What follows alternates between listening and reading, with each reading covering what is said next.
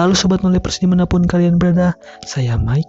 Jadi kali ini saya akan membahas sebuah alur dari film yang sangat menarik sekali dengan judul Perempuan Tanah Jahanam.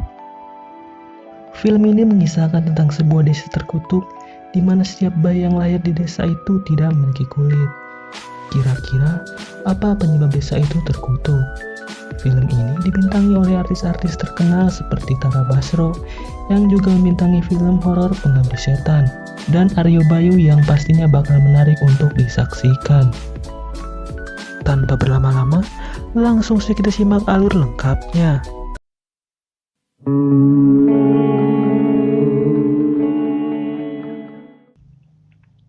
Di awal film digambarkan seorang wanita yang bernama Maya sedang berteleponan dengan temannya yang bernama Dini.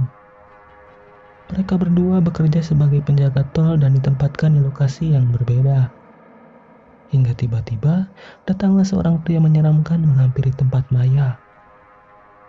Pria itu pun menanyakan nama dan nama ayahnya Maya. Si pria datang kembali membawa sebilah golok besar. Maya pun terkejut dan berlari menjauh. Untungnya, di saat Maya terdesak, polisi datang dan menembak pria itu. Tetapi, sebelumnya pria misterius itu mengatakan bahwa Maya adalah Rahayu, yang dimana menurutnya Rahayu adalah penyebab desanya menjadi terkutuk.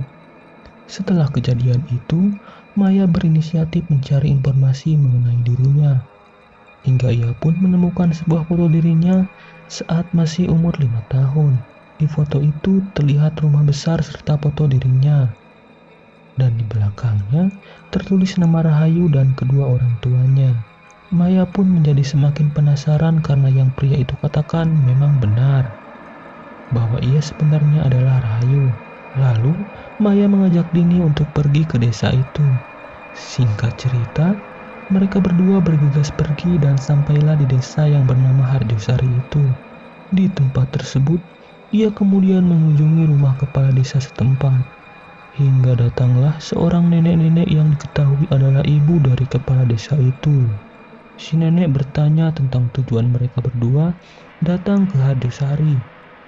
Tetapi mereka berdua berdalih dan mengatakan bahwa mereka adalah mahasiswi yang sedang menulis buku tentang dalang dan desa-desa terpencil. Tapi sayangnya, si nenek mengatakan bahwa sang kepala desa yang bernama Ki Saptaji itu sedang pergi. Setelah itu, mereka berdua akhirnya menemukan sebuah rumah besar yang diketahui rumah itu adalah rumah yang ada di foto. Terlihat bahwa rumah itu sangat tidak terurus, sangat berantakan, dan rumput-rumput menutupi halaman rumah tersebut. Di rumah itu Maya menemukan banyak sekali foto keluarga, tapi anehnya tidak terdapat dirinya di foto itu. Kemudian di luar terlihat sekumpulan pria berniat memakamkan seorang bayi.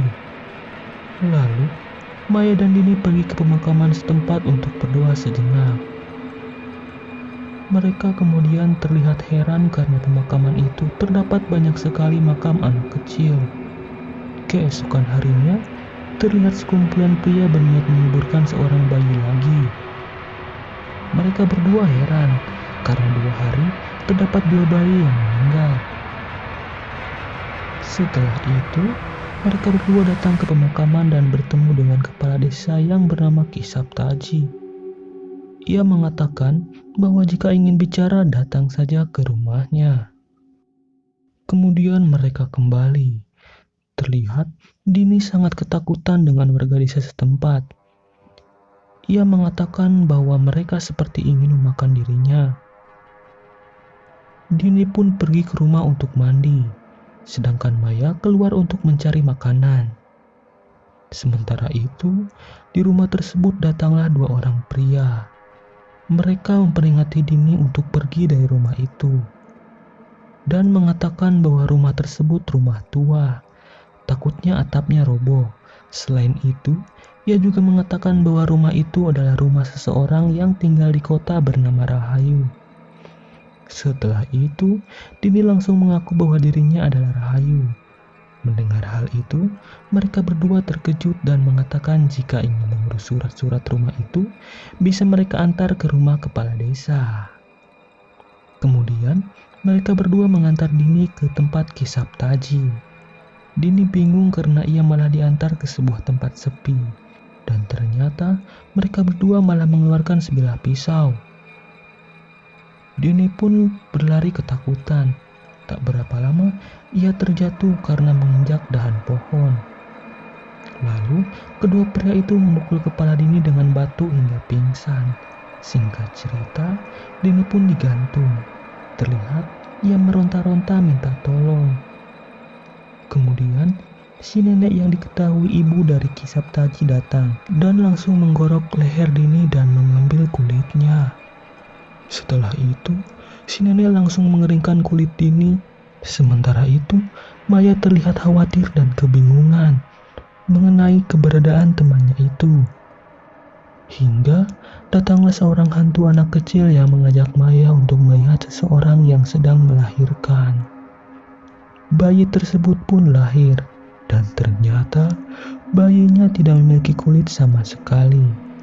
Betapa terkejutnya Maya melihat Kisap Taji langsung menenggelamkan bayi itu ke dalam ember yang berisi air.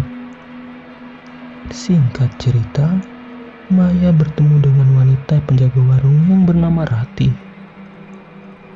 Wanita itu mengajak Maya ke rumahnya. Lalu, ia menceritakan bahwa desanya itu desa terkutuk. Dulu, awalnya di desa itu terdapat seorang kepala desa yang sangat kaya raya. Ia tinggal di rumah kosong yang ditempati Maya.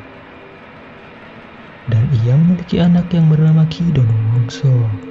Setelah itu, ayahnya meninggal dan Ki Dono Wongso lah yang mewarisi kekayaannya. Setelah itu, Ki Dono Wongso menikahi seorang wanita paling cantik di desa itu. Lalu mereka berdua pun menikah. Tetapi setelah 3 tahun bersama, mereka tak kunjung dikaruniai seorang anak. Sampai kemudian Sinta jatuh sakit karena malu.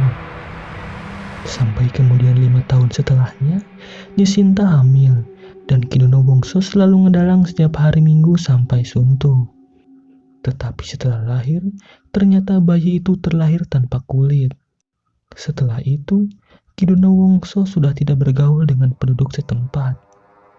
Lalu, 3 anak-anak di desa itu hilang. Suatu hari, penduduk melihat bayi itu. Ia terlihat sehat, dan mereka tahu ia bernama Rahayu. Penduduk bergunjing bahwa Ki Dono Wongso adalah dalang di balik hilangnya anak-anak di desa itu. Tetapi, tidak ada yang berani bicara sampai suatu kejadian di mana di saat Ki Dono Wongso sedang ngedalang, Kisap Taji bilang bahwa Ki Dono Wongso melakukan praktek ilmu hitam dan melakukan perjanjian dengan iblis demi menyelamatkan anaknya. Kemudian, ia jadi gila dan membantai semuanya lalu bunuh diri. Setelah itu, pembantu Ki Dono Wongso membawa anak Ki Dono Wongso lari ke kota. Sejak hari itu, desa tersebut menjadi terkutuk.